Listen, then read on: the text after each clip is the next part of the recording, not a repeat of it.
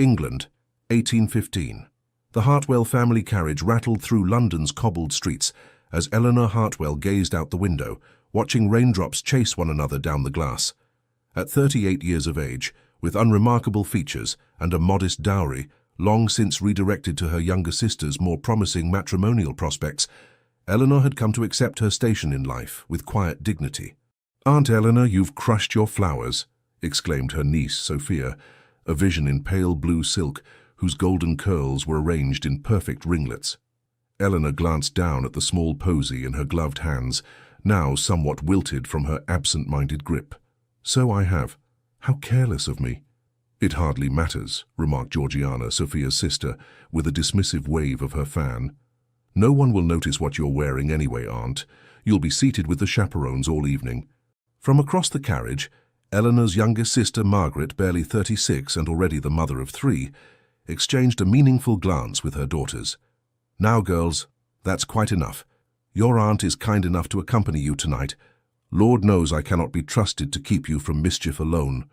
The carriage fell silent, but Eleanor caught the slight curl of Margaret's lips, betraying her amusement at her daughter's observations. It was a familiar scene. The spinster aunt, grateful to be included, expected to fade into the wallpaper, while her beautiful nieces fluttered about the ballroom like exotic butterflies. "I hear the Duke of Ashford will be in attendance tonight," Sophia said, her voice dropping to a reverent whisper. "They say he's finally returned from his travels and is seeking a wife." "Heavens!" Georgiana clutched her sister's arm. "Do you think he might notice me? Mama, did you hear? The Duke of Ashford?" Margaret straightened her daughter's already immaculate gowns. "Remember your deportment, girls. A duke is a prize indeed, but such men can afford to be exceptionally selective." Eleanor studied her sister's face, recognizing the barely contained excitement. Margaret had married well, a baronet with substantial holdings, but to secure a duke for one of her daughters would elevate the entire family beyond their wildest aspirations. "I've heard he's terribly particular," Eleanor offered, rearranging her simple grey silk skirts, and rather serious in his demeanour. 3 pairs of eyes turned to her with identical expressions of surprise, as though they had forgotten she was capable of contributing to the conversation. "What would you know of the Duke's demeanour, Eleanor?" Margaret asked, her tone hovering between amusement and condescension. Eleanor felt heat rise to her cheeks. "I merely repeated what I heard Lady Harrington mention at tea last week." "Well," said Margaret, patting Eleanor's hand as one might soothe a child, "let us hope the Duke finds someone suitable tonight. Though not you, of course, dear sister. Your days of such concerns are behind you, thank goodness. How peaceful it must be." The carriage jolted to a stop before Eleanor could respond, and footmen appeared to assist them. As they entered the imposing townhouse of the Countess of Westfield, Eleanor took a steadying breath. Another evening of watching from the sidelines, of polite conversation with aging widows, of pretending not to notice the pitying glances. The ballroom was a vision of crystal and candlelight, with London's elite swirling across the polished floor in a kaleidoscope of silks and jewels. Eleanor followed her sister and nieces, carrying their fans and reticules when requested, accepting introductions with a practiced smile that never quite reached her eyes. "Lady Margaret, Miss Sophia, Miss Georgiana, how delightful!" Their hostess, the Countess, greeted them warmly before her gaze settled on Eleanor.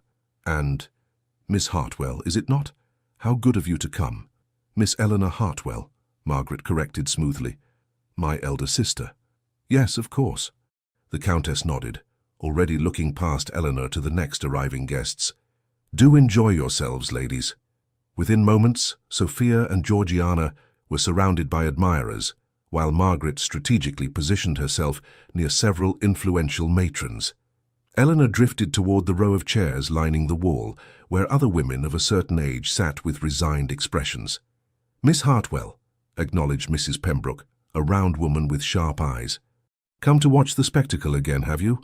"Good evening, Mrs. Pembroke." Eleanor settled beside her, arranging her skirts. "A lovely gathering, is it not?" "Lovely for some," Mrs. Pembroke sniffed. "Your nieces seem to be enjoying themselves tremendously." Eleanor followed her gaze to where Sophia laughed brightly, surrounded by no fewer than 5 gentlemen. "They are in high spirits tonight." "I heard the Duke of Ashford is expected," whispered Mrs. Pembroke. leaning closer. Handsome as sin and twice as wealthy, they say. Every unmarried girl, and quite a few married ones, will be making eyes at him tonight. As if summoned by her words, a ripple of excitement passed through the ballroom. Heads turned, conversations paused, and a path seemed to clear through the crowd. Eleanor craned her neck slightly, curiosity getting the better of her. He stood in the entrance, tall and imposing, his evening clothes impeccably tailored to broad shoulders.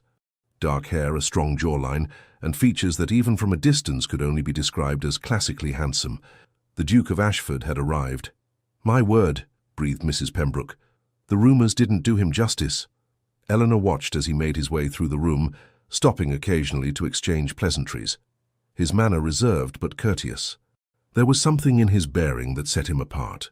A seriousness, perhaps, or a subtle wariness that contrasted with the eager faces surrounding him.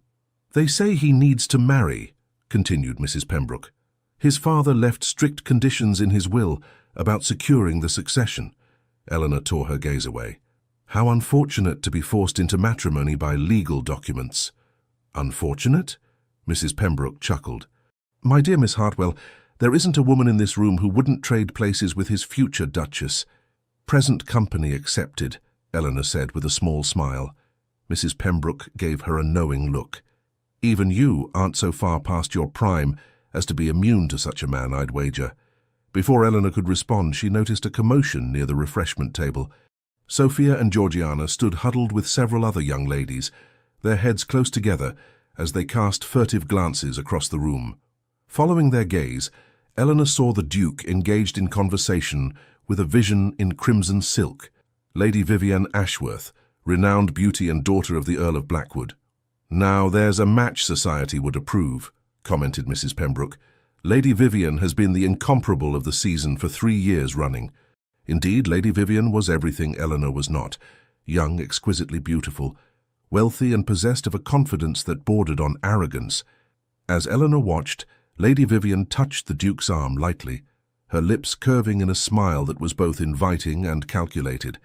The evening progressed in its predictable fashion. Eleanor watched her nieces dance, accepted a glass of punch from a passing footman, and made polite conversation with various matrons.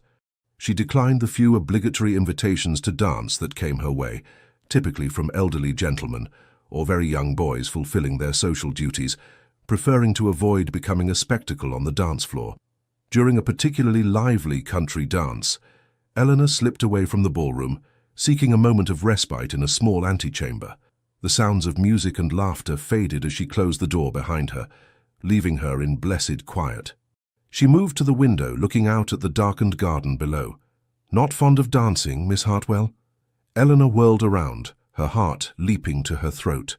The Duke of Ashford stood just inside the doorway, his expression unreadable in the dim light. "Your Grace," she curtsied deeply, mortified at being discovered. "Forgive me. I didn't realize anyone was here." "Nor I," he replied, his voice deep and measured. "I was seeking a moment's peace from the enthusiasm of the ballroom." Eleanor clutched her hands together. "I shall leave you to your solitude, Your Grace." "No need." He gestured to the window. "There's room enough for 2 people seeking quiet." Uncertain, Eleanor remained where she was, studying him cautiously. Up close, the Duke was even more striking, his features sharp but harmonious, his eyes a startling shade of blue that reminded her of winter skies. "You seem surprised, Miss Hartwell," he observed. "That you know my name?" "Yes, I confess I am." A slight smile curved his lips. "We have mutual acquaintances. Lady Harrington speaks highly of your character." "Lady Harrington is most kind," Eleanor replied, wondering why this powerful man would remember such an inconsequential detail about her. The Duke moved to stand beside her at the window, maintaining a respectful distance. "I find these events rather tedious, don't you?" The candid admission surprised her. "It would be improper for me to agree with a duke, I think." This drew a genuine chuckle from him. "Yet your expression suggests you do agree." "Perhaps," she conceded, allowing herself a small smile, "though my nieces find them delightful." "Ah, yes, the Misses Sophia and Georgiana Barrett. Charming young ladies." Eleanor raised an eyebrow. "You've met them?" "Briefly. They were introduced to me upon my arrival, along with half the eligible young ladies in London." There was a weariness in his tone that Eleanor found strangely comforting, as though even the most sought-after man in England could find the marriage mart tiresome. A comfortable silence fell between them as they gazed out at the garden.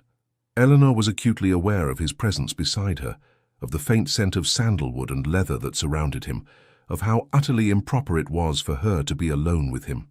"I should return," she said finally. "My sister will be wondering where I've gone."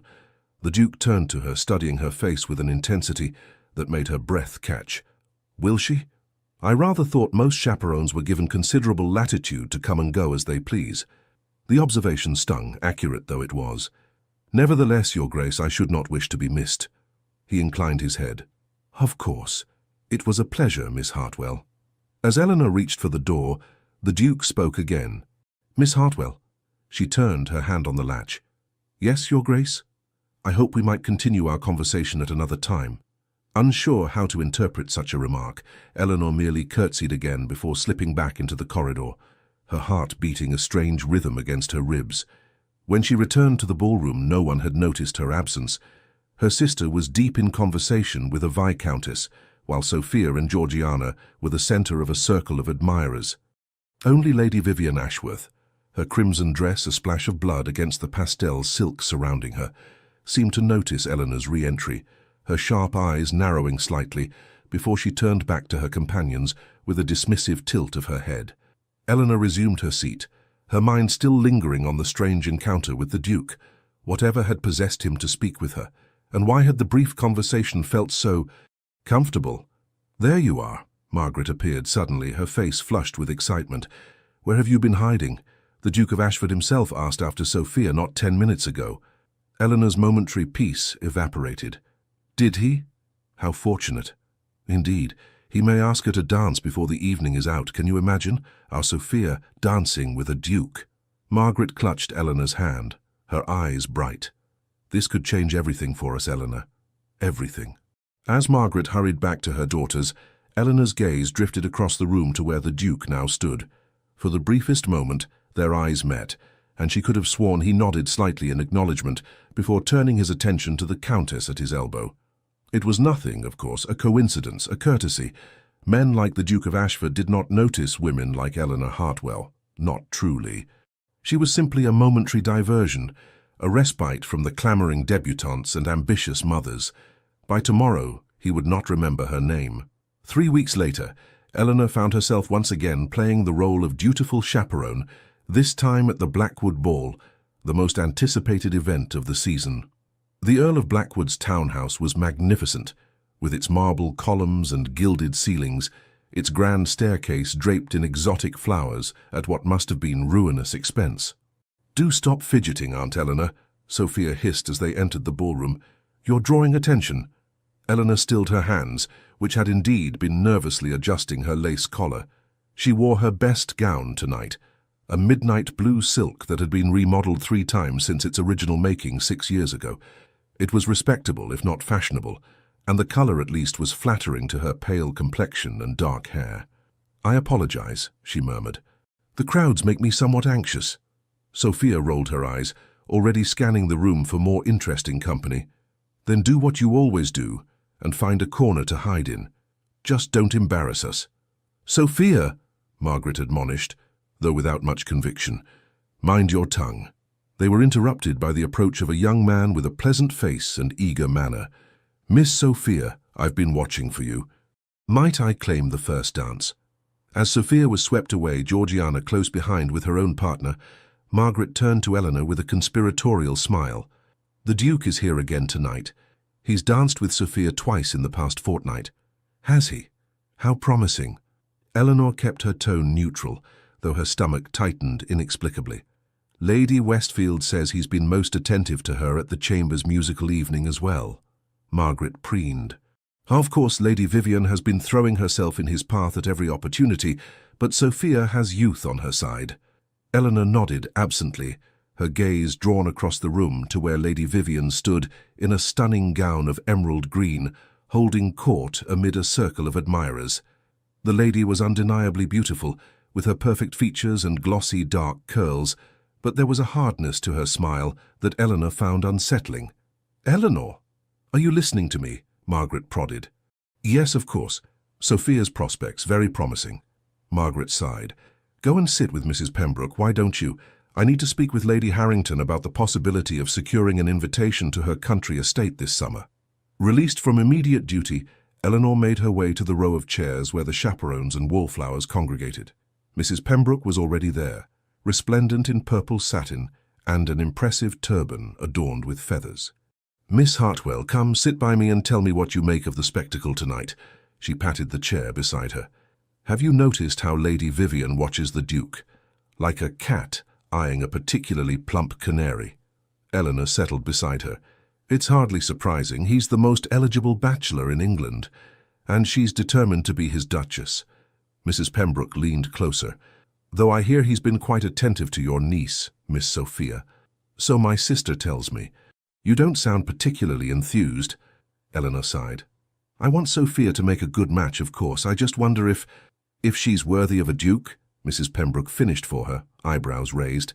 No, that's not what I meant. Eleanor frowned. I wonder if they would suit. The Duke seems different from what one might expect. Mrs. Pembroke studied her curiously. And how would you know the Duke's character, my dear? Heat rose to Eleanor's cheeks. In the weeks since their encounter in the antechamber, she had seen the Duke at several events. Each time he had made a point of speaking with her, brief, proper conversations that nonetheless left her confused and oddly breathless. I've observed him, that's all, she replied. He seems more serious than most men of his station. Mrs. Pembroke's expression suggested she wasn't entirely convinced. Well, serious or not, he'll make some fortunate young lady a duchess before the season's end, mark my words. The evening progressed in its usual fashion. Eleanor watched the dancing, applauded politely at appropriate intervals, and tried not to notice how the Duke seemed to be watching her from across the room. Twice she thought he might be making his way toward her, only to be intercepted by Lady Vivienne or another eager debutante. It was during the supper dance that disaster struck. Eleanor had declined to join the meal, preferring to remain in the ballroom where the crowds had thinned. She was standing near a column, enjoying a moment of solitude, when she overheard voices from the other side. Aunt Eleanor is so dreadfully dull, came Sophia's voice, pitched low but perfectly audible. Did you see that gown? I think it's the same one she wore to Cousin Edward's christening 3 years ago. A titter of laughter followed, and Eleanor recognized Georgiana's voice. At least she knows to stay out of our way. Could you imagine if she actually tried to attract attention? It would be mortifying. Poor spinster aunt, said a third voice, one of their friends perhaps. Does she never wish she had married? Who would have her? Sophia replied carelessly. No, she's resigned to her fate. Mama says we should be grateful she's content to be useful. Many old maids become bitter and difficult. Eleanor stood frozen, her fingertips pressing into the column beside her.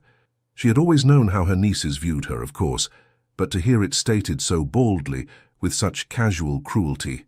Ladies, a new voice joined the conversation, cool, precise, and unmistakably belonging to Lady Vivian Ashworth.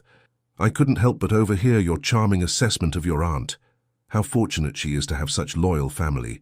There was a moment of awkward silence before Sophia spoke again, her voice now syrupy sweet. Lady Vivian, we were just demonstrating a remarkable lack of both compassion and good breeding, Lady Vivian cut in smoothly.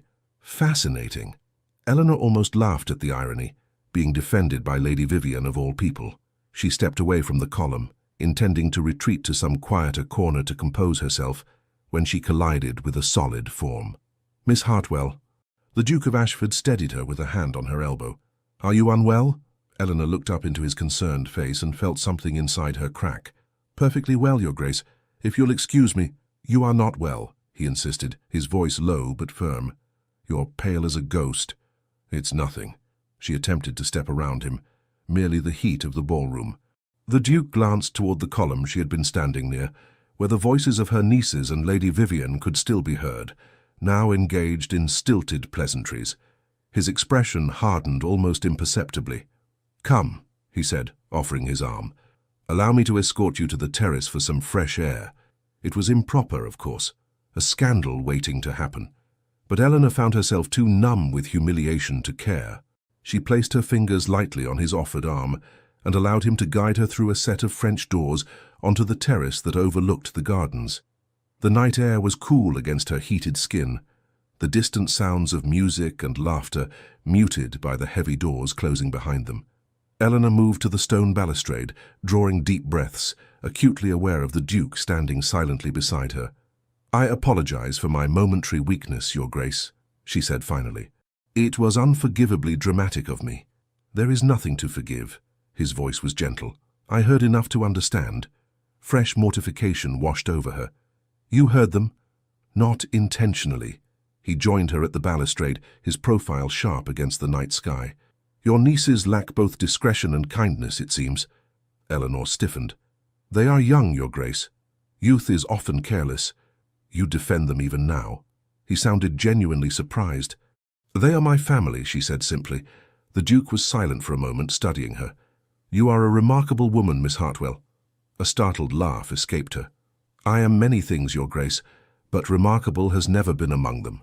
"Then you have been surrounded by fools," he said with unexpected vehemence. Eleanor turned to face him fully, puzzled by his intensity. "Your Grace, I don't understand what—" "Christopher," he interrupted.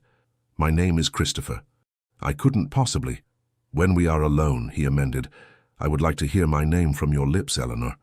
Her heart stuttered at the impropriety, at the intimacy of his using her given name. "Sir, this is most irregular." "Yes," he agreed, stepping closer. "It is." In the moonlight his eyes were dark and serious, his expression one of profound determination that made Eleanor's breath catch. She should step away, should insist on returning to the ballroom, should remember all the reasons why this moment could not possibly mean what her foolish heart wanted it to mean. "I have watched you these past weeks," the Duke, Christopher, continued. "I have observed your grace, your kindness, your quiet dignity in the face of slights that would embitter a lesser person. Your Grace, I told you my name," he reminded her softly. Eleanor swallowed. "Christopher," she whispered, the name foreign on her tongue. "I don't know what you want from me." "Everything," he said simply. "I want everything you are willing to give." She shook her head, bewilderment turning to something like panic. "This isn't— You can't possibly—" "But I can," he insisted. "I can and I do. I have never met anyone like you, Eleanor. Never known anyone with your strength of character, your intelligence, your genuine goodness." "You barely know me," she protested. "I know enough." His hand moved to cover hers on the balustrade. "I know that when I speak with you I don't need to pretend. I know that you see me, not my title, not my fortune, but me. Do you have any idea how rare that is?" Eleanor's mind raced. This could not be happening. Men like the Duke of Ashford did not fall in love with plain spinsters of 30. There must be some other explanation, some motive she couldn't fathom. "What of Sophia?" she asked. "My sister says you've shown her particular attention." A flash of irritation crossed his face. "I have been polite to your niece, as I am to all young ladies introduced to me. Nothing more." "And Lady Vivian? Society expects—" "I care nothing for society's expectations," he interrupted. "Lady Vivian is beautiful, accomplished, and utterly without heart. I could never tie myself to such a woman." Eleanor withdrew her hand from beneath his. "What is it you want from me, Your Grace? Speak plainly, I beg you." For the first time, uncertainty flickered across his features. "I had hoped to court you properly, to show you my intentions through actions rather than words. But tonight, seeing you wounded by those who should cherish you—" He drew a deep breath. "I find I cannot wait any longer." Eleanor's heart seemed to stop as he took both her hands in his. "Miss Eleanor Hartwell," he said formally, "I wish to court you with the intention of making you my wife if you will have me." The world tilted beneath Eleanor's feet. "This is madness," she whispered. "Perhaps," he agreed, a smile touching his lips, "but it is sincere madness." Before she could respond, the French doors flew open, spilling light and music onto the terrace. Margaret stood there, flanked by Sophia and Georgiana, their faces masks of astonishment. "Eleanor!" Margaret's voice was shrill with shock. "What on earth are you doing out here, with his grace no less?" Eleanor tried to pull her hands from the Duke's grasp, but he held firm, turning to face her family with cool composure. "Lady Margaret," he acknowledged with a slight bow, I was just speaking with Miss Hartwell on a matter of some importance. I'm sure whatever it is can wait until a more appropriate time, as Margaret stammered, clearly torn between horror at finding her spinster sister alone with the Duke and fear of offending the most powerful man in the room. "It cannot wait," the Duke replied, his tone brooking no argument. "In fact, I believe this is the perfect moment." And before Eleanor could comprehend what was happening, the Duke of Ashford dropped to one knee before her, still holding her hands in his, in full view of her astonished sister and nieces. "Miss Eleanor Hartwell," he said clearly, his voice carrying to where a small crowd had now gathered at the doors, "would you do me the extraordinary honor of becoming my wife?" A collective gasp rose from the onlookers. Eleanor stood frozen, unable to process the scene unfolding before her. The Duke, Christopher, gazed up at her with unwavering certainty, while behind him Sophia's face had gone white with shock, Georgiana's mouth hung open in disbelief, and Margaret looked as though she might faint. And from the doorway, Lady Vivian Ashworth stared with cold fury in her emerald eyes. "Your Grace," Eleanor managed, her voice barely above a whisper, "you cannot mean this." "I have never meant anything more in my life," he replied, loud enough for all to hear. "Say yes, Eleanor." Time seemed to suspend itself. In that endless moment, Eleanor saw her life stretching before her in two distinct paths, one familiar and safe, but lonely, the other unknown, frightening, but filled with possibilities she had long ago stopped allowing herself to imagine. "Yes," she heard herself say, the words seeming to come from somewhere outside herself.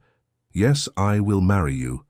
The Duke rose to his feet, his face transformed by a smile of such genuine joy that Eleanor's doubts momentarily receded.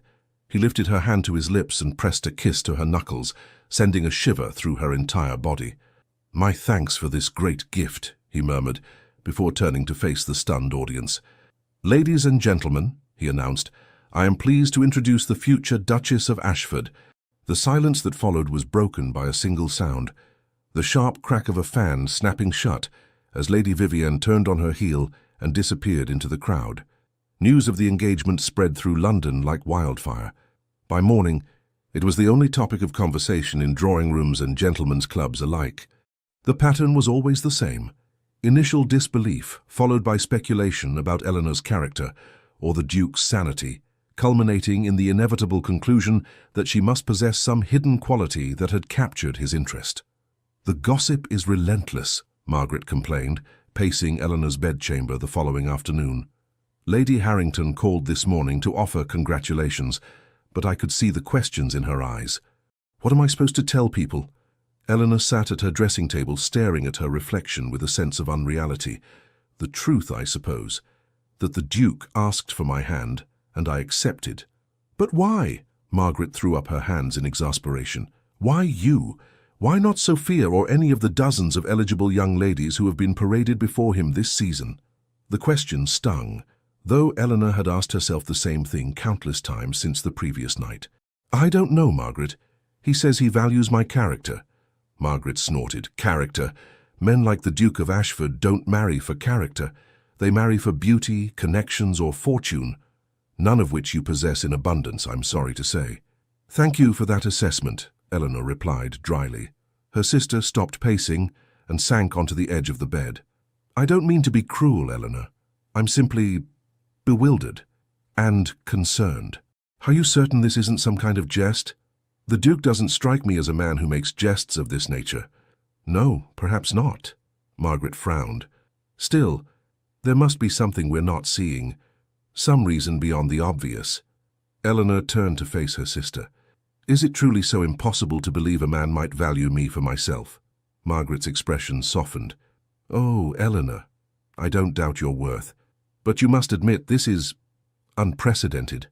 A duke, and one of the most eligible men in England at that." "I know." Eleanor's hands twisted in her lap. "Believe me, I know how absurd it seems." A tentative knock at the door interrupted them. Sophia entered, her usual confident demeanor replaced by an uncharacteristic hesitancy.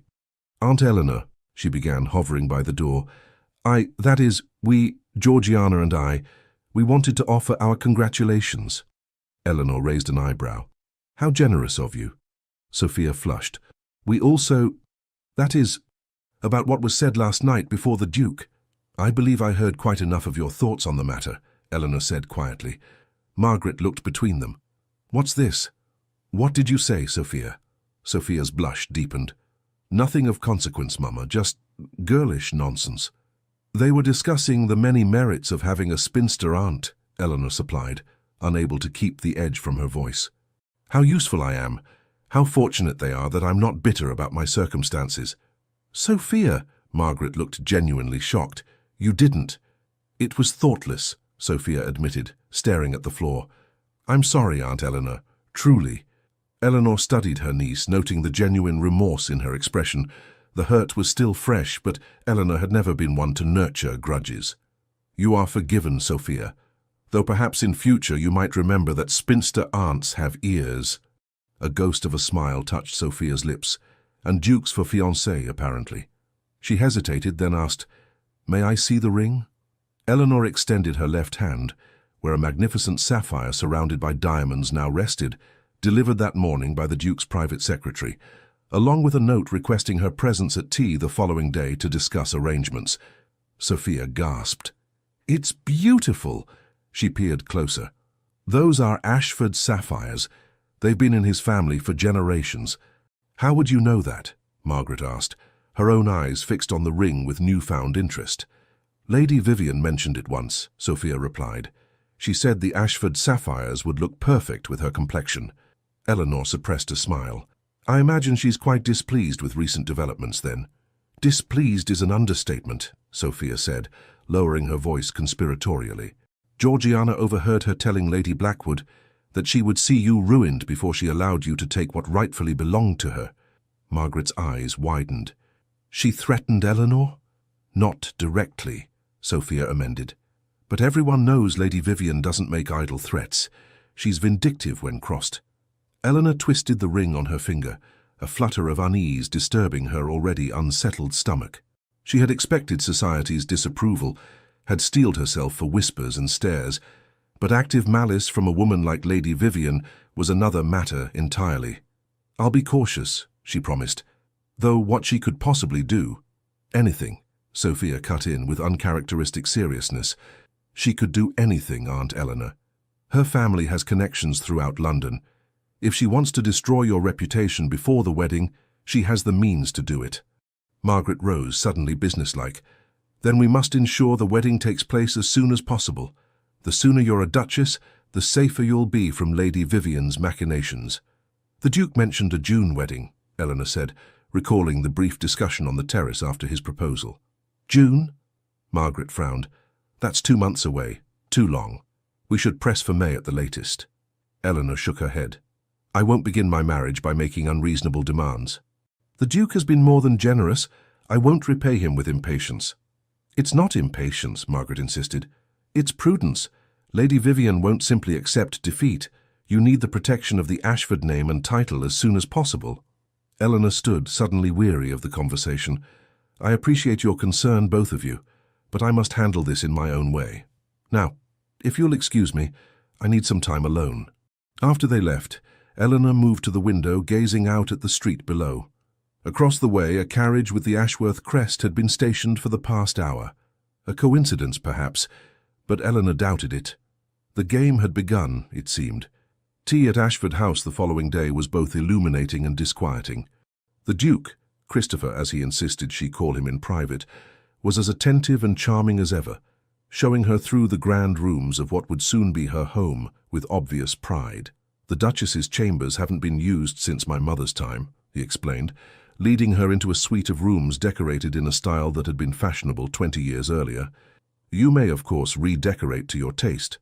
Eleanor ran her fingertips along a delicate rosewood writing desk. It's beautiful as it is. Christopher studied her face. You're overwhelmed. A little, she admitted. Yesterday I was a spinster aunt living on my sister's charity. Today I'm to be mistress of all this. She gestured to encompass the grandeur surrounding them. He moved closer, taking her hands in his. You'll adapt magnificently. I have complete faith in you. The warmth in his eyes made her breath catch. Why me? She asked softly, the question that had been burning inside her since his proposal. Of all the women in London, why choose someone like me? His expression grew serious. Because with you, I can be myself.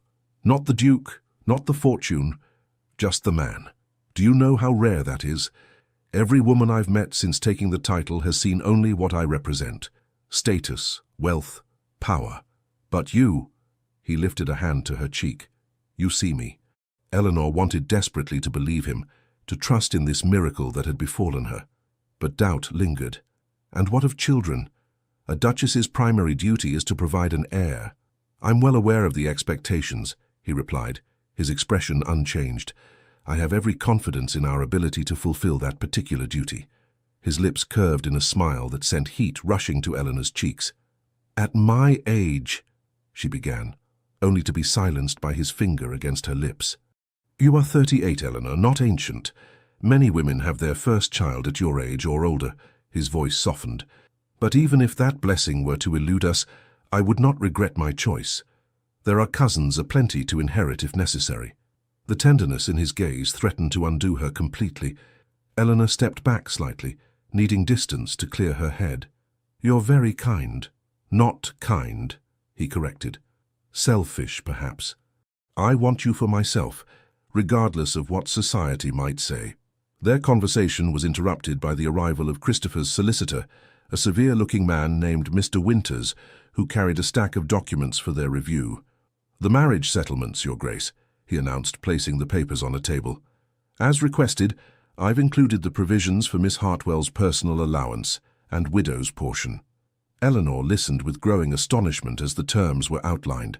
The Duke was offering her an unprecedented degree of financial independence, a generous quarterly allowance, properties in her name, jewels and carriages at her disposal, and a widow's portion that would make her one of the wealthiest women in England should he predecease her. This is excessive, she murmured when Mr. Winters had finished. It is appropriate for the Duchess of Ashford, Christopher replied firmly. I want you to have security, Eleanor. Independence. His generosity only deepened the mystery. What had she done to deserve such devotion from a man who barely knew her? The question lingered as they concluded their business, and Mr. Winters took his leave. As Christopher escorted her back to the drawing-room for tea, Eleanor noticed a portrait hanging in the gallery, a handsome older man with the same striking blue eyes as the Duke. My father, Christopher explained, following her gaze. He died 2 years ago. You resemble him, Eleanor observed. A shadow crossed Christopher's face. In appearance only, I hope. My father was a complicated man. Something in his tone made Eleanor pause. How so? Christopher hesitated, then seemed to come to a decision. My father married my mother for her fortune, then made her life miserable with his infidelities and cruelty. She died when I was 12, broken in spirit long before her body failed. I'm so sorry, Eleanor said softly, understanding suddenly blooming. Is that why you value sincerity so highly? His eyes met hers, surprised and approving. Yes, I vowed I would never make the same mistake. I would marry only a woman of genuine character, someone incapable of the kind of deception my mother endured. And you believe I am such a woman? I know you are, he said with conviction. I've watched you, Eleanor. You have nothing to gain by pretense. You are exactly what you appear to be, kind, intelligent, dignified, and utterly genuine. The pieces were falling into place.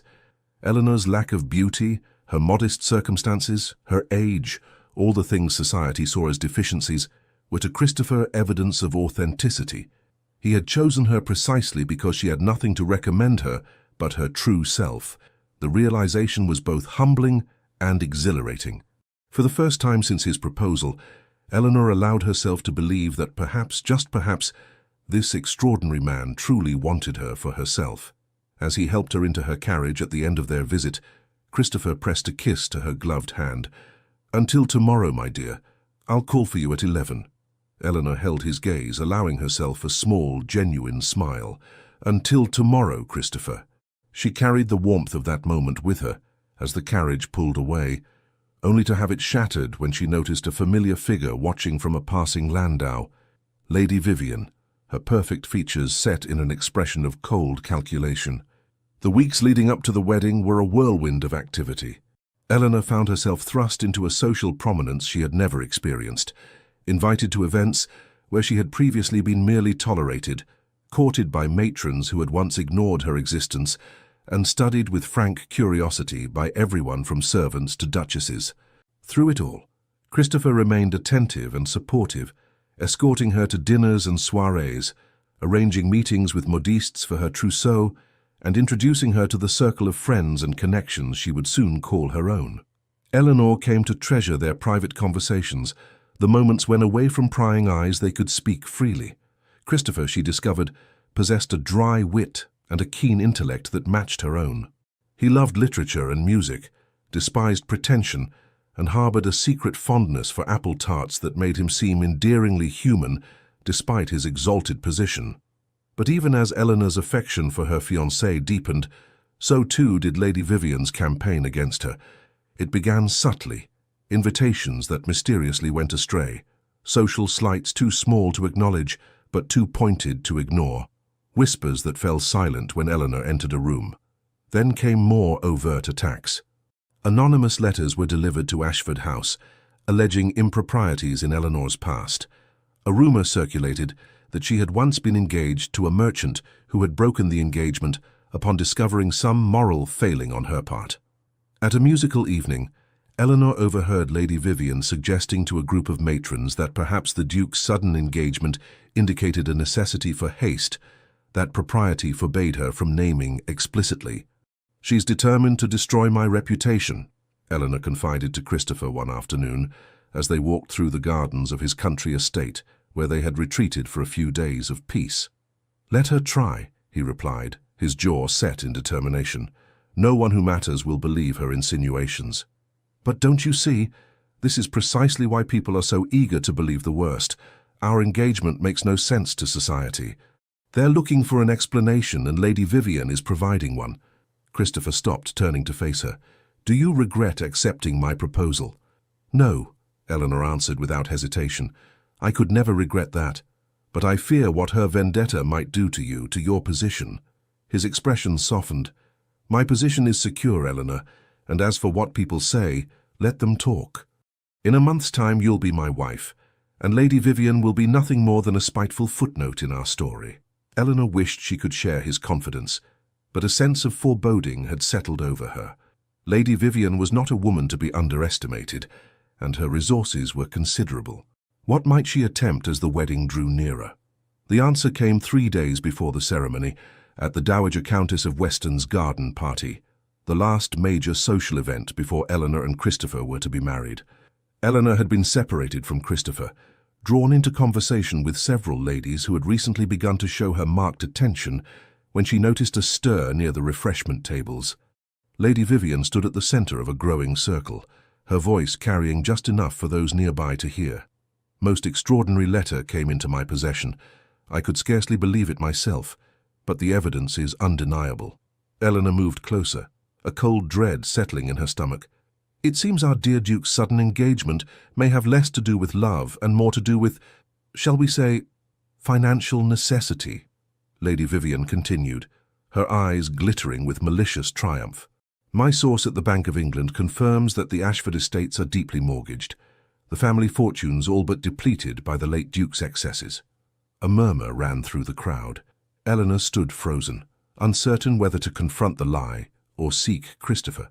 "But what has this to do with Miss Hartwell?" someone asked. "She brings no fortune to the match." Lady Vivian's smile was a knife's edge. "Ah, but she brings something perhaps more valuable, a convenient distraction."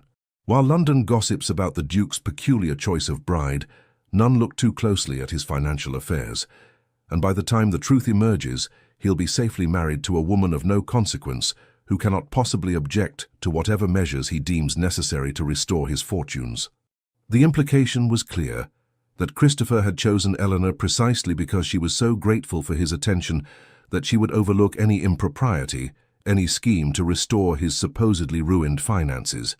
Furthermore, Lady Vivian added, producing a folded paper from her reticule, "I have here a letter from a very reliable source indicating that the Duke has already begun selling off family heirlooms to satisfy his creditors." Eleanor could bear no more. "What a fascinating theory, Lady Vivian," she said, stepping into the circle, "though one wonders why you feel compelled to share it so publicly." Lady Vivian's eyes narrowed, though her smile remained fixed. "Miss Hartwell, how fortunate you could join us. I was just expressing my concern for your future happiness." "How kind," Eleanor replied evenly, "though I must correct a few inaccuracies in your account. The Ashford estates are not mortgaged, the family fortunes are quite intact, and my fiancé has not sold so much as a teaspoon from his collections." "You seem very certain," Lady Vivian countered. "Has the Duke shared his financial statements with you then? How unusual for a betrothed couple."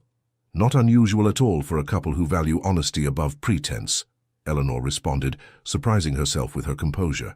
"But perhaps such concepts are foreign to you, Lady Vivian." A titter ran through the assembled onlookers. Lady Vivian's cheeks flushed with anger. "You presume too much, Miss Hartwell. I have only the Duke's best interests at heart." "As do I," came Christopher's voice as he stepped into the circle, his expression thunderous. "Though I fail to see how spreading malicious falsehoods about my finances serves anyone's interests but your own, Lady Vivian." Lady Vivian's composure faltered for the first time. "Your Grace, I was merely attempting to damage my reputation and that of my future wife," he finished for her. "A strategy as transparent as it is despicable." "I have proof," she insisted, brandishing the letter. "From a source at the bank itself." Christopher took the paper from her hand and scanned it briefly before crumpling it in his fist. "A clumsy forgery, and not even an imaginative one. My bankers would never discuss my affairs with a third party, and certainly not in writing." "But as—" Lady Vivian began. "Enough." Christopher's voice cut through the air like a blade. "You have insulted me. You have insulted Miss Hartwell, and you have made yourself ridiculous in the process. I suggest you withdraw before you compound your error." For a moment, Lady Vivian stood frozen, her face a mask of humiliation and fury. Then, with a rustle of silk skirts, she turned and swept away through the parting crowd. Christopher immediately turned to Eleanor, his expression softening with concern. "Are you all right?" "Yes," she assured him, though her hands trembled slightly. "Though I fear Lady Vivian will not forgive this public rebuke easily." "She brought it upon herself," he said grimly, "and I doubt she'll risk another such scene." But Eleanor wasn't so certain. As they moved through the gardens, accepting congratulations and expressions of support from those who had witnessed the confrontation, she could not shake the feeling that Lady Vivian's defeat had only made her more dangerous. That night, as Eleanor sat at her dressing table, her maid brushing out her hair for bed, a small package was delivered, a final gift from Christopher before their wedding, the footman explained. Inside the velvet box lay a delicate diamond bracelet with a note in Christopher's hand. "For my brave Eleanor, 3 days more until you are mine forever." Eleanor smiled, touching the diamonds with reverent fingertips. Whatever Lady Vivian might attempt next, she would face it with Christopher at her side. In 3 days' time she would be Duchess of Ashford, and all of this would be behind them. Or so she thought, until she noticed a second, smaller envelope that had fallen from the package onto her dressing table. This one bore no seal, no direction, just her name, written in an unfamiliar hand. With a sense of foreboding, Eleanor opened it and unfolded the single sheet within. "The Duke is not what he seems," it read in an elegant anonymous script. "Before you bind yourself to him forever, ask him about Elizabeth Barrett." Eleanor stared at the note, her blood turning to ice in her veins. Elizabeth Barrett. The name meant nothing to her, yet someone had gone to considerable trouble to ensure she received this warning on the eve of her wedding. Lady Vivian, surely. Another attempt to sabotage the match, more sophisticated than her clumsy lies about Christopher's finances. Yet even as Eleanor tried to dismiss the note, a seed of doubt took root. Who was Elizabeth Barrett? And why would knowledge of her change Eleanor's mind about marrying Christopher? She slept poorly that night, the question turning over and over in her mind. By morning, she had resolved to ask Christopher directly. Their relationship was founded on honesty, after all. If this Elizabeth was someone from his past, better to know now than to have the spectre hanging over their marriage. The opportunity came that afternoon, when Christopher called to finalize details for the wedding breakfast. They walked in the small garden behind Margaret's townhouse, the spring sunshine warm on their faces. "You seem troubled," Christopher observed, studying her with concern. "Second thoughts." Eleanor drew a steadying breath. Not about marrying you, no, but something unusual happened last night. She told him about the anonymous note, watching his face carefully as she spoke.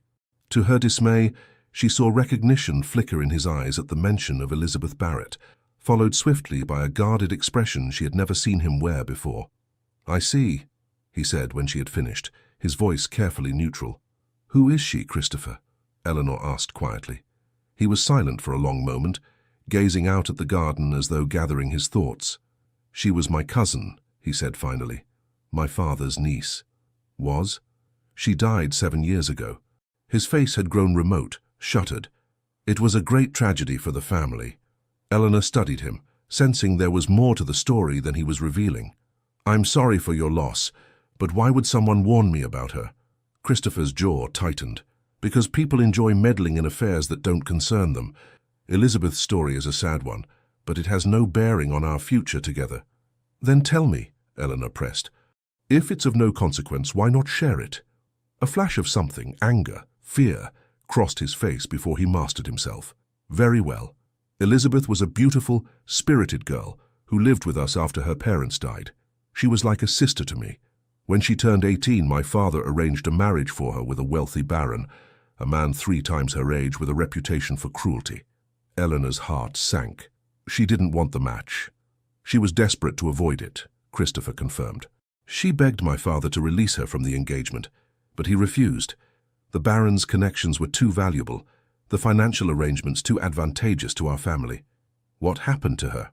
Christopher's expression darkened. "The night before her wedding, she took her own life. She left a note blaming my father for forcing her into a match she couldn't bear." Eleanor covered her mouth with her hand. "How terrible!" "It was," he agreed grimly. "The scandal was immense. The baron threatened to sue for breach of contract. My father paid him off and hushed up the true circumstances of Elizabeth's death. Publicly, she died of a fever. Only family and a few close servants knew the truth." "I'm so sorry, Christopher," Eleanor said softly, reaching for his hand. "What a burden to carry." He accepted her touch but remained tense. "Now you understand why I was reluctant to speak of it. It's a dark chapter in my family's history, one I've tried to put behind me." "Of course," Eleanor nodded. "Thank you for telling me." Yet as they continued their walk, discussing wedding arrangements with forced cheerfulness, Eleanor couldn't shake the feeling that something about Christopher's account rang false. Not the facts themselves, perhaps, but the telling of them as though he had rehearsed the story, smoothing away rough edges that might catch on closer examination. When Christopher took his leave an hour later, kissing her hand with his usual tenderness, Eleanor was left with more questions than answers. Who had sent the note? And why now, just days before the wedding?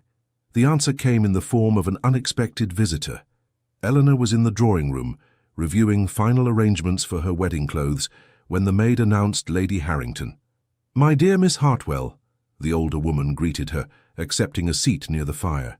"Forgive the intrusion, but I felt compelled to call on you before your big day." "It's no intrusion at all," Eleanor assured her, though she was puzzled by the visit. Lady Harrington had always been kind to her, but they were not particularly close. "Would you like some tea?" "No, thank you, I won't stay long." Lady Harrington removed her gloves, her expression unusually grave. "I've come about a rather delicate matter, concerning your fiancé." Eleanor's heart stuttered. "Oh? I understand you received a message about Elizabeth Barrett." Eleanor stared at her in shock. "It was you who sent the note?" Lady Harrington nodded. "I did. And before you ask, no, I am not trying to prevent your marriage. On the contrary, I have the highest regard for the Duke and believe he will make you an excellent husband." "Then why?" "Because you deserve to know the whole truth before you make your vows," Lady Harrington said firmly. "The Duke told you about Elizabeth's death, I presume?" "Yes," Eleanor confirmed. "He said she took her own life rather than marry the man his father had chosen for her." "That much is true," Lady Harrington acknowledged. "But there's more to the story. A part the Duke may be reluctant to share, though it reflects no ill on him personally." Eleanor clasped her hands tightly in her lap. "Please, continue." "Elizabeth was with child when she died," Lady Harrington said quietly. "The father was a young man of good family but modest means, someone the late Duke considered entirely unsuitable. When he discovered the relationship, he arranged the marriage to the Baron immediately to conceal the scandal. "How do you know this?" Eleanor asked, her throat tight with emotion. "Because the young man was my nephew," Lady Harrington replied, her eyes shadowed with old grief. "He loved Elizabeth desperately. They had planned to elope, but the Duke discovered their plans and locked Elizabeth in her room until the wedding. When she died," Lady Harrington paused, composing herself, "my nephew was destroyed by guilt and grief. He joined the army and was killed in Spain less than a year later." Eleanor sat in stunned silence, absorbing this new information. It explained Christopher's reluctance to discuss Elizabeth, certainly. But why had Lady Harrington felt it necessary to tell her now? "I don't understand," she said finally. "This is a tragic story, but as you said, it reflects no ill on the Duke himself. He was barely more than a boy when it happened." "True," Lady Harrington agreed, "but there's one more thing you should know. After Elizabeth died, the Duke swore a vow at her graveside. He promised that when he came into his title, he would never force anyone in his care into an unwanted marriage, nor would he allow family considerations to overrule matters of the heart." Understanding dawned slowly. "You're suggesting that his proposal to me was motivated by that vow," Lady Harrington finished for her, "at least in part. The Duke has been under immense pressure from his family and peers to make an advantageous match. Lady Vivian was the favoured candidate, beautiful, wealthy, impeccably connected. By choosing you instead, forgive my bluntness, a woman society considered firmly on the shelf, he made a statement. He defied the very expectations that had doomed his cousin." Eleanor felt as though the floor had dropped away beneath her. "You're saying he proposed to me not out of love, but as some kind of rebellion, a gesture of defiance?" Lady Harrington shook her head. "Not solely, no. I believe he genuinely admires and respects you, Miss Hartwell, but I thought you should understand all the factors that may have influenced his choice." "Why tell me this now? The wedding is in 2 days." "Because I believe in informed decisions," Lady Harrington said simply, "and because I saw how Lady Vivian was attempting to undermine your confidence. I thought the truth, however complicated, would be better than her malicious insinuations." After Lady Harrington departed, Eleanor sat motionless, trying to make sense of her churning emotions. If what she had learned was true, Christopher's proposal was not the simple declaration of love she had believed, but something far more complex. A gesture of atonement, perhaps, or defiance against the system that had destroyed his cousin. Did it matter? He had been kind, attentive, respectful. He had defended her against gossip and slander. Did his motivations change the fact that he had chosen her above all others? Yes, she decided with a heavy heart. It mattered very much indeed. The confrontation came that evening, when Christopher called unexpectedly, eager to share news about an additional wedding gift he had arranged. He found Eleanor in the small sitting room she used as her private retreat, her face pale and composed, her eyes shadowed with doubt. "What's happened?" he asked immediately, crossing to take her hands. "Are you unwell?" Eleanor gently withdrew her fingers from his grasp. "I had a visitor today, Lady Harrington." Something flickered in Christopher's eyes, awareness perhaps, or resignation. "I see." "She told me about Elizabeth," Eleanor continued. "The full story." He turned away, moving to the window with uncharacteristic restlessness. "I should have realized she might approach you. Lady Harrington has always felt responsible for what happened, though she wasn't to blame." "Why didn't you tell me yourself?" Eleanor asked quietly. "About Elizabeth's pregnancy, about her plans to elope." Christopher's shoulders tensed. "It wasn't my secret to share, and it changes nothing about us." "Doesn't it?" Eleanor rose, her composed facade beginning to crack. "Lady Harrington seems to think it explains a great deal about your proposal." He turned to face her, his expression guarded. "What exactly did she say?" "That you made a vow at Elizabeth's grave. That you promised never to let family expectations dictate matters of the heart." Eleanor took a steadying breath. "She suggested that choosing me, an unlikely bride by society's standards, was your way of honoring that vow, of defying the system that killed your cousin." Christopher was silent for a long moment, his face unreadable. "And if that were partly true," he said finally, "would it change your feelings for me?" The directness of the question caught Eleanor off guard. I don't know." I thought you chose me because you saw something in me that others had overlooked, not because I represented some kind of symbolic rebellion. Why can't both be true? He challenged, taking a step toward her. Yes, I made that vow. Yes, I've carried Elizabeth's fate with me all these years. And when I met you, a woman of intelligence, dignity, and genuine worth who had been overlooked and undervalued by a shallow society, I saw an opportunity to make good on my promise, while also gaining a companion I could genuinely respect. A companion, Eleanor echoed, the word falling like a stone. Not a love match, then. Frustration flashed across Christopher's face. Is that what you wanted? Pretty words and passionate declarations? I thought you valued honesty above sentiment. We're not lovesick children, Eleanor. We're adults who recognize the potential for something real and lasting between us.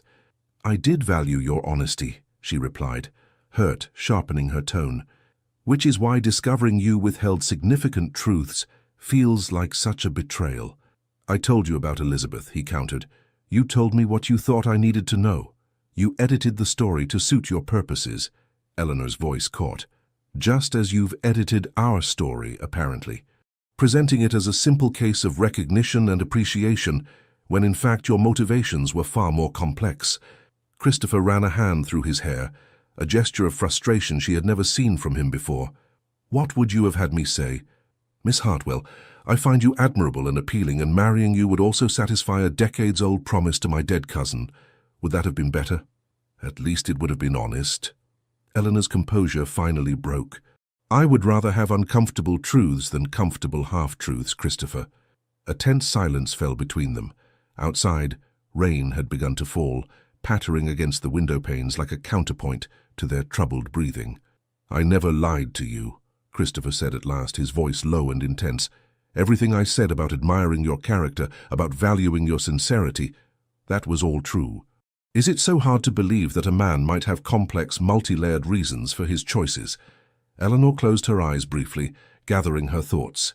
No, but it is hard to believe in a future built on partial disclosures. What else haven't you told me, Christopher? What other motivations lie behind your interest in me? His expression hardened. You've made up your mind, I see. Nothing I say now will convince you of my sincerity. That's not true, Eleanor protested, though in her heart she wasn't certain. The revelation had shaken her more deeply than she wanted to admit. I just need clarity, transparency. Very well. Christopher straightened, his face settling into the aristocratic mask he wore in public, the one she had thought never applied to her. I chose you because I believed you would make an excellent duchess, intelligent, dignified, mature enough to handle the responsibilities of the position without being dazzled by its privileges. I chose you because, unlike every other eligible woman in London, you seemed to see me as a man, not just a title. And yes, I chose you partly because doing so fulfilled a promise I made long ago, to value character over convention. He paused, his eyes intent on her face. If those reasons aren't enough for you, if you were hoping for protestations of undying passion from a man who has only known you for a matter of weeks, then perhaps Lady Vivian was right about one thing. We are ill-suited after all. The words hung in the air between them, impossible to take back. Eleanor felt them like physical blows, each one chipping away at the fragile happiness she had allowed herself to believe in. Perhaps we are, she said finally, her voice barely above a whisper. Christopher's face betrayed a flash of something. Regret, pain, before settling back into impassivity. Then I release you from our engagement, Miss Hartwell. I'll make the necessary announcements myself to spare you the gossip as much as possible.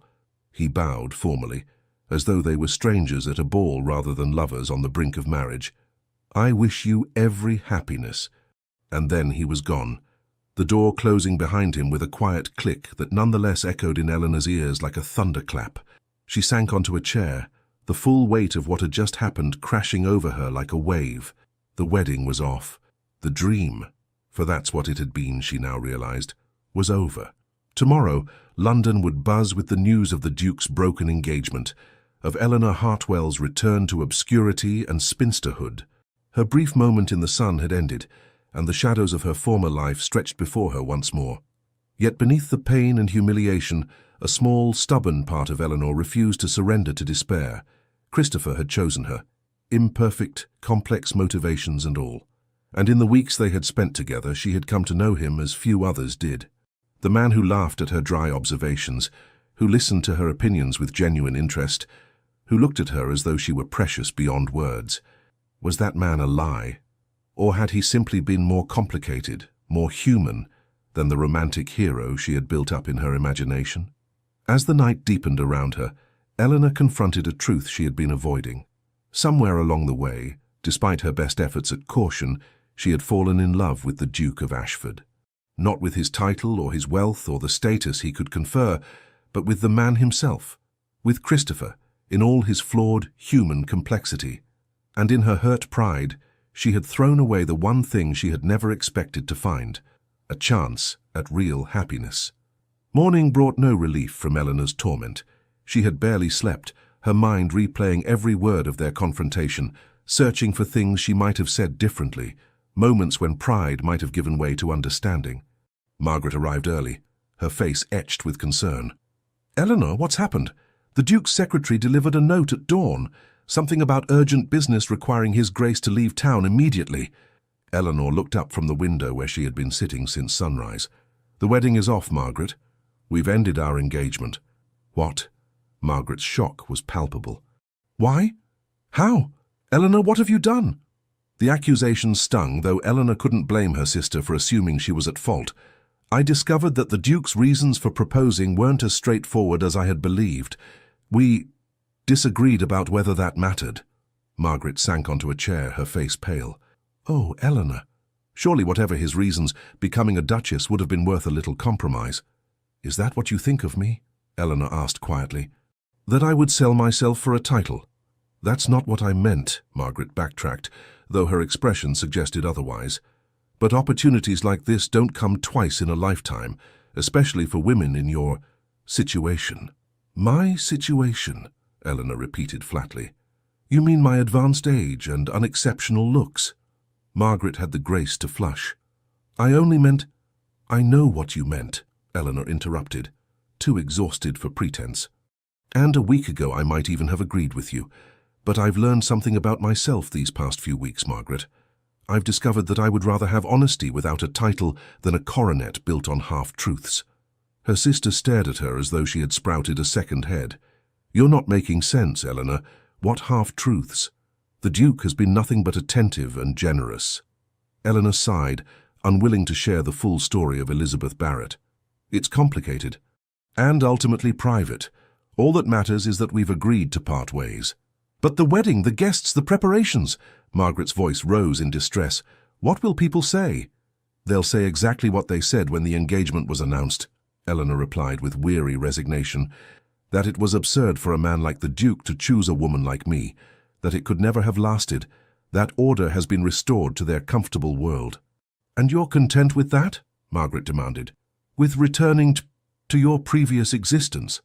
The question hung in the air, forcing Eleanor to confront the reality of her choice.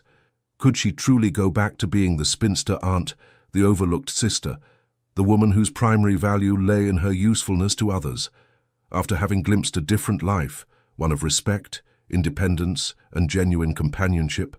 "No," she admitted finally. "I'm not content with it. But I would be even less content in a marriage founded on incomplete truths." Margaret shook her head, clearly baffled by her sister's stance. "I hope you know what you're doing, Eleanor. Opportunities like this don't come twice in a lifetime," Eleanor finished for her. "Yes, you mentioned that." As Margaret left to begin the painful process of notifying guests and cancelling arrangements, Eleanor returned to her vigil by the window. The rain had stopped, leaving the street glistening in the pale morning light. Across the way, a young couple walked arm in arm, their heads bent close together in conversation. Had she been a fool to let Christopher go, to place such importance on his complex motivations when his actions had consistently shown care and respect? Was perfect transparency even possible between two people still learning each other's hearts? Eleanor's reflections were interrupted by a sharp knock at the door. Without waiting for her response, Sophia burst in, her face flushed with excitement. "Aunt Eleanor, you'll never believe what's happening." Eleanor turned wearily. "I'm not in the mood for gossip, Sophia. It's not gossip, it's about Lady Vivian." Sophia rushed to Eleanor's side, her eyes bright. She's been caught in the most dreadful scandal. Apparently she forged letters from the Bank of England attempting to discredit the Duke's finances, and now her father has withdrawn her from society and is sending her to their estate in Scotland. Eleanor straightened, her attention caught despite herself. What? It's true. Mrs. Pembroke's maid heard it from Lady Blackwood's footman. The Earl is furious. He's threatened to disinherit Lady Vivian if there's any further embarrassment to the family. Sophia could barely contain her glee. Isn't it delicious, after all her airs and ambitions, to end up disgraced and exiled to the country? Sophia, Eleanor chided automatically, though her mind was racing. We shouldn't take pleasure in others' misfortunes. Sophia waved away the reproof. Oh, but that's not all. The Duke called on Lady Harrington this morning. Georgiana and I were there taking tea with her granddaughter. He looked absolutely thunderous, Aunt Eleanor. They spoke privately for nearly an hour, and when he emerged, he asked Lady Harrington the most extraordinary question. Eleanor's heart quickened. What question? He asked her what a man should do when the woman he loves doubts his intentions, Sophia said, watching Eleanor's face closely. Lady Harrington told him that actions speak louder than words, and that some gestures cannot be misinterpreted. I see, Eleanor murmured, though her mind was in turmoil. Christopher had gone to Lady Harrington, the very woman whose revelations had triggered their argument. What could it mean? Sophia sat beside her, suddenly serious. Aunt Eleanor, is it true? Has the engagement been broken? Eleanor hesitated. How did you hear about that? Mama told us this morning. She was quite upset. Sophia bit her lip. But I don't understand. The Duke is clearly devoted to you. Anyone with eyes can see it. It's complicated, Sophia. Is it? Sophia challenged, displaying unexpected maturity. Because from what I've observed, he looks at you the way Papa used to look at Mama, like you're the center of his world. Eleanor blinked, startled by the observation. That's not... It is, Sophia insisted. I know I've been thoughtless, Aunt Eleanor. I said cruel things about you that I deeply regret. But even I can see that the Duke of Ashford loves you. Whatever has happened between you, surely that's worth fighting for. Before Eleanor could respond, the maid appeared at the door. Excuse me, miss. There's a gentleman here to see you, the Duke of Ashford.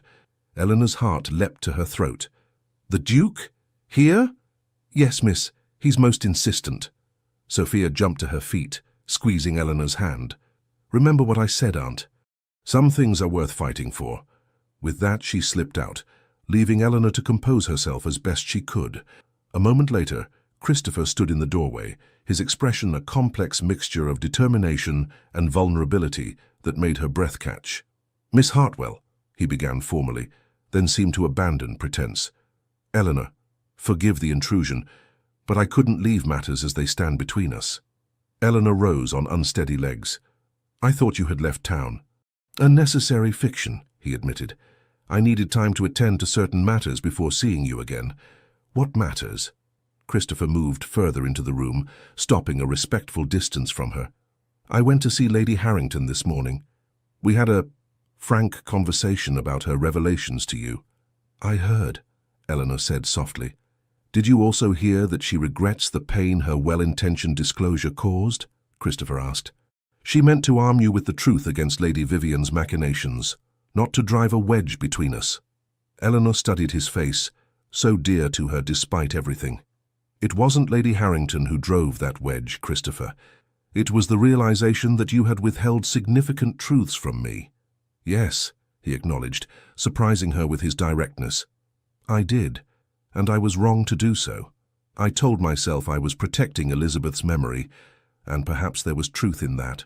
But I was also protecting myself from vulnerability, from the risk of revealing too much of my heart. He took a step closer, his eyes never leaving hers. The truth, Eleanor, the whole truth is that I began with complex motivations. Yes, Elizabeth's fate influenced me. Yes, I was drawn to you partly because you represented a different path, a rejection of the values that had destroyed her. But what began as admiration and respect quickly became something far deeper and more profound. Eleanor's heart thundered in her chest.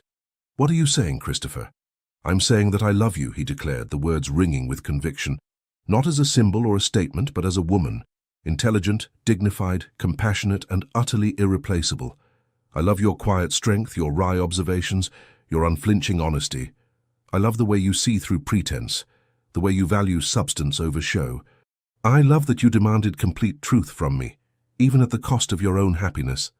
Eleanor remained motionless, afraid that if she moved or spoke, the moment would shatter like glass. Christopher continued, his voice deepening with emotion. I was a coward yesterday. When you questioned my motives, I retreated behind pride rather than admitting the truth, that somewhere in these past weeks, you have become essential to me. That the thought of living without you feels like contemplating a return to darkness after knowing light. He closed the remaining distance between them, taking her hands in his. I cannot promise perfect transparency at every moment, Eleanor.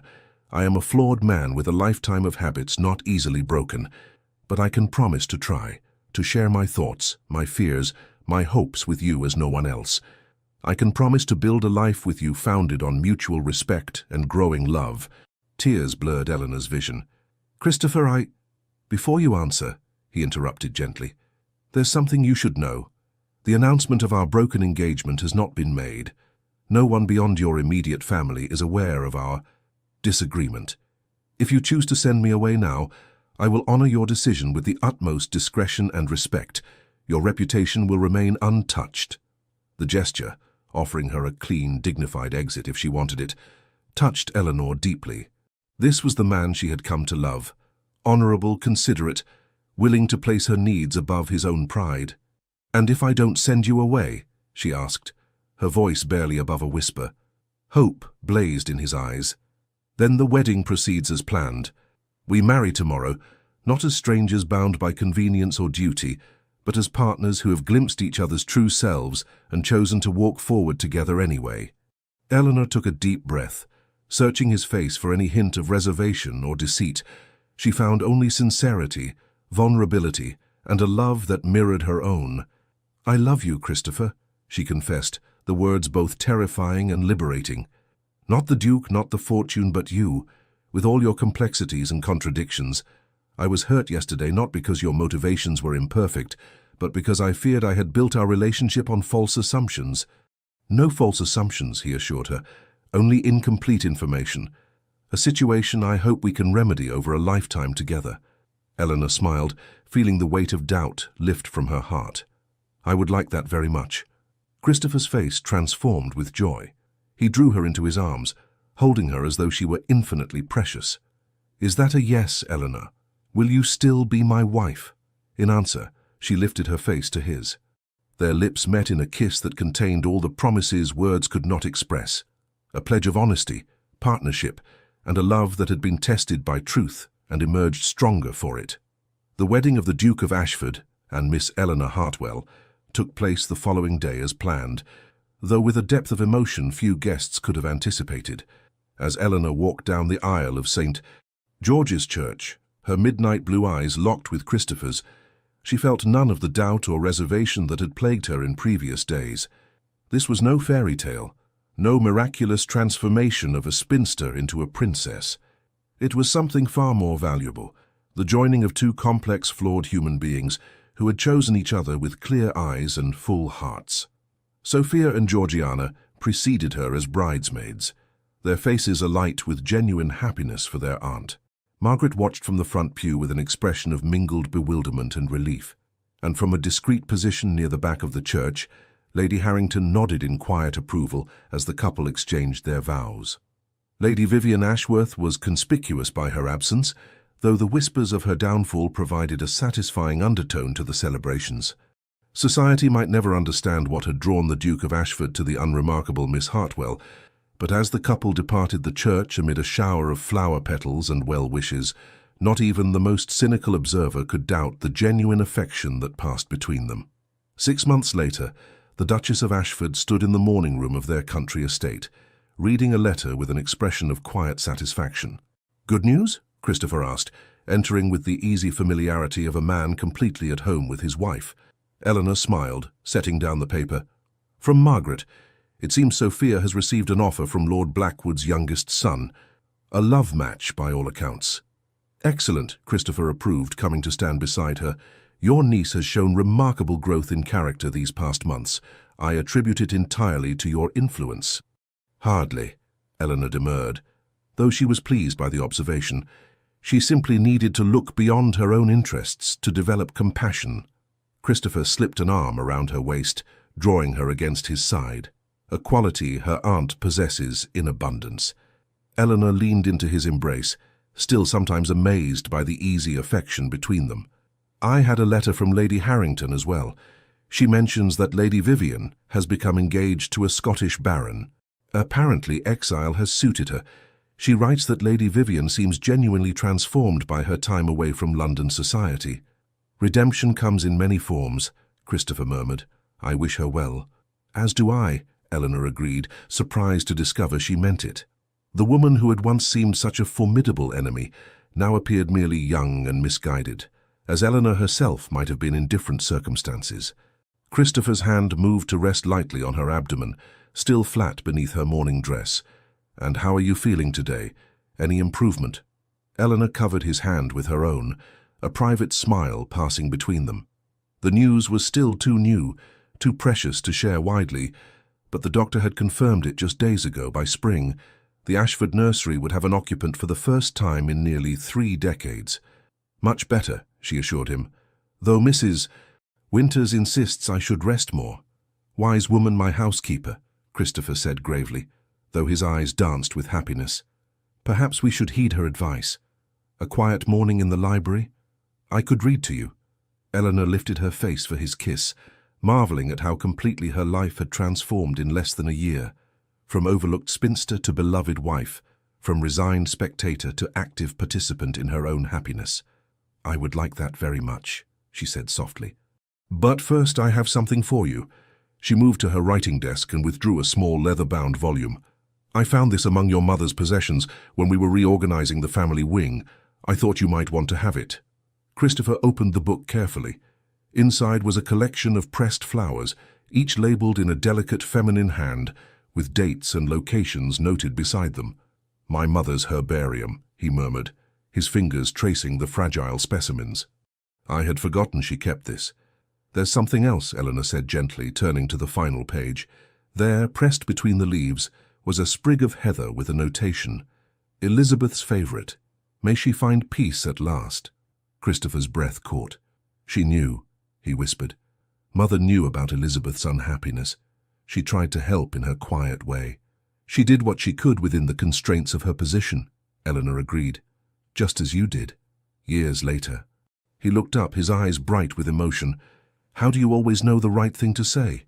"Practice," she replied with a smile, "and the confidence that comes from being truly known and loved anyway." Christopher closed the book carefully, then drew his wife into his arms. "Eleanor Ashford," he said softly, using the name that still thrilled her with its newness. "You have made me happier than I ever thought possible." As they stood together in the sunlit room, surrounded by the legacy of the past and the promise of the future, Eleanor knew with absolute certainty that this imperfect, complicated, wonderful love was a richer ending than any fairy tale could provide. Not because a duke had chosen a spinster, but because two people had found in each other exactly what they needed: understanding, acceptance, and the courage to be fully themselves, together. The end. Dear listener, isn't it curious how a fictional story set 2 centuries ago can illuminate corners of your heart you thought long forgotten? Eleanor's journey isn't just ink on paper, it's an invitation to reclaim the chapters of your life that others have tried to close prematurely. Society speaks in absolutes: too old, past your time, settled in your ways. What magnificent nonsense! The clock that measures life's richest possibilities has no relationship to the one on your wall. Think of the garden that blooms in October when others have withered. Think of the evening sky, how it reserves its most spectacular colors not for the busy morning, but for the day's graceful conclusion. You are not diminished by your years. You are distilled by them. Tonight, as you lay your head down, whisper this truth to yourself: the most revolutionary act in a world obsessed with youth is to embrace your journey with unapologetic joy. Your value was never found in smooth skin or boundless energy, but in the unique constellation of experiences that make you magnificently you. Eleanor didn't just find love. She found herself beneath layers of expectations she'd internalized. Her greatest triumph wasn't capturing a duke's heart, but rediscovering her own worth independent of others' validation. Tomorrow, look in the mirror and greet yourself as you would a dear friend. Notice not what time has taken, but what it has carefully sculpted. The laugh lines that mark moments of joy, the steady gaze that has witnessed both heartbreak and wonder. Your story continues to unfold in ways the younger you could never have imagined. The most beautiful plot twists often arrive when the audience least expects them. Stand tall in the knowledge that you are not an epilogue. You are still very much the protagonist in a tale being written with each sunrise. Sleep peacefully tonight, cradled in the certainty that your most authentic self, the one that has weathered disappointments and celebrated quiet victories, is precisely the person the world needs now. With all our gratitude, Legends of the Fall Team. Thank you for staying with us until the very end of Eleanor and Christopher's journey. If their story touched something in your heart, please consider subscribing to our channel, leaving a like, writing a comment, and sharing this video with someone who needs to hear a tale of love and second chances. From the bottom of our hearts, your support is what keeps us going, helping us feel encouraged to create more stories filled with love, redemption, and unforgettable twists. At the end of this video, you'll see another suggested story from our channel. Click and be surprised by yet another emotional journey waiting just for you. Thank you for being here. The Legends of the Fall Team.